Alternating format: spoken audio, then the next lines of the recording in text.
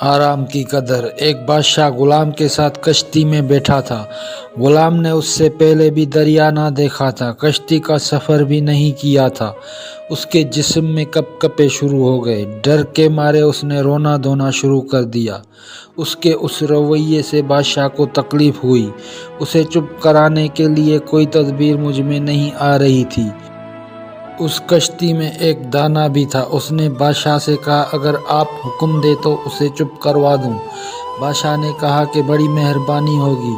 اس دانا کے اشارے پر ملازموں نے غلام کو دریا میں پھینک دیا۔ جب وہ چند غوطے کھا چکا تھا تو اس کے بالوں کو پکڑ کر کشتی کی طرف لے آئے۔ اس نے کشتی کے پچھلے حصے کو دونوں ہاتھوں سے پکڑ لیا اور پھر کشتی کے ایک کونے میں دبک کر بیٹھ گیا۔ بادشاہ کو یہ تدبیر بہت پسند آئی۔ دانا سے بادشاہ نے پوچھا کہ اس میں کیا حکمت تھی؟